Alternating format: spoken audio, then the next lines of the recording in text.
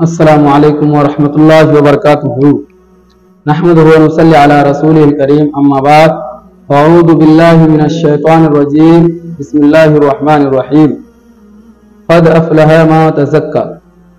محترم ناظرین، آج میں جس عنوان کی وضاحت کرنا چاہتا ہوں وہ ہے زکوٰۃ فطر، یعنی ہم لوگ جو فطرہ نکالتے ہیں یہ کیوں نکالتے ہیں، فطرہ کا اصل معنی کیا ہے اور فطرہ ادا کرنے کا مقصد کیا ہے۔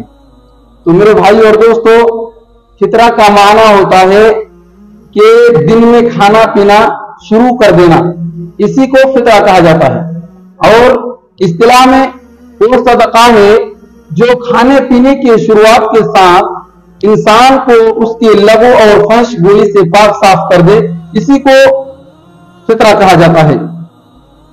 اور فطرہ واجب کرنے کا مقصد یہ ہے کہ انسان اپنے جو روزے کی حالت میں فحش گوئی کرتا ہے، روزے کی حالت میں برا بھلا کرتا ہے، روزے کی حالت میں گالی گلوچ کرتا ہے، تو اللہ رب العالمین اس کو اس فطرہ کے ذریعے اس کے روزے کو مکمل کر دے، یعنی گالی گلوچ کرنے کی وجہ سے اس کے روزے میں جو کوتاہیاں آتی ہیں وہ کوتاہیاں اس فطرے کی وجہ سے دور کر دے۔ ایک مقصد یہ ہے، اور دوسرا مقصد فطرہ واجب کرنے کا یہ ہے کہ جو ہم میں سے غریب ہے، مسکین ہے، فقیر ہے اور اس کے پاس کھانے پینے کو نہیں ہے، تو اللہ رب العالمین نے فطرہ کو واجب کیا، اللہ کے نبی نے فطرہ کو واجب کیا تاکہ ہم میں سے جو غریب اور مسکین ہے اس کو کھانا مل سکے۔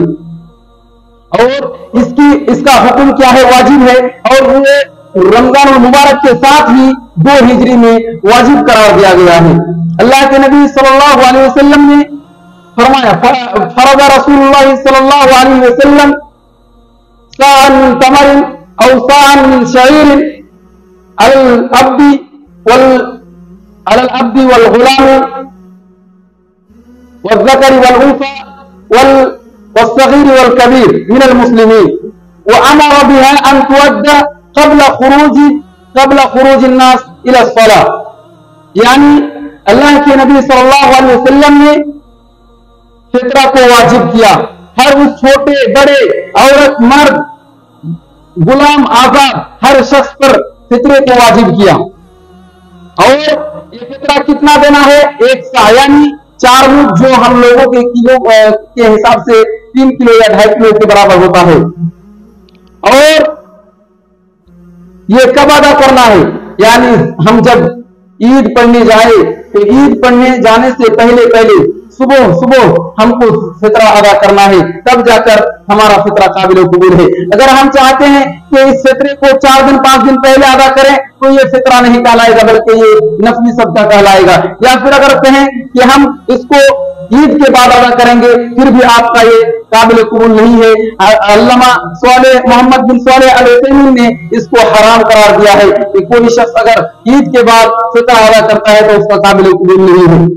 یعنی فطرہ ادا کرنے کا مین وقت کیا ہے کہ عید سے 2 دن پہلے، یا پھر عید سے 1 دن پہلے، یا پھر عید کے دن صبح عید پڑھنے جانے سے پہلے ادا کرنا ہے۔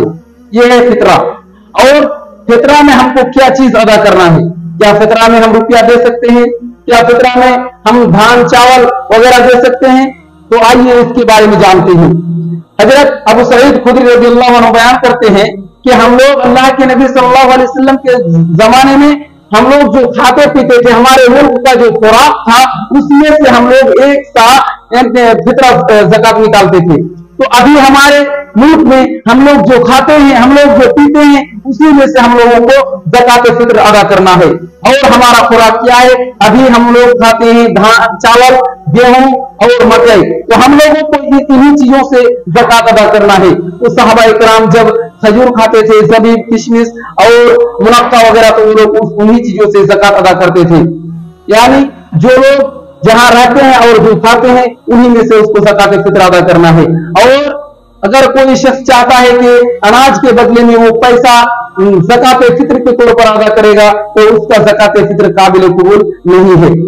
اور آئیے اس زکات فطر کی مشروعیت کے سلسلے میں قرآن اور حدیث اور اجماع سے ثابت ہے۔ اللہ تبارک و تعالیٰ فرماتا ہے قد افلح من تزکی، کہ بے شک وہ پاک ہو گیا جنہوں نے زکات ادا کیا۔ تو اس آیت کے سلسلے میں अबू सईद खुदरी और उमर बिन अब्दुल अजीज बयान करते हैं कि ये ज़कात फित्र के बारे में ये आयत नाजिल हुई है। इन तमाम दलाइल से साबित हुआ कि हमें ज़कात फित्र वक्त मुतय्यना पर अदा करना पड़ेगा और ये हम अनाज के अलावा रुपया पैसा हम ज़कात फित्र के तौर पर अदा नहीं कर सकते हैं। आखिर में अल्लाह ताला से दुआ करता हूँ, अल्लाह हम तमाम मुसलमानों को ज़कात फित्र सही अंदाज में और सही वक्त में अदा करने की तौफीक अता फरमा। अस्सलाम वालेकुम।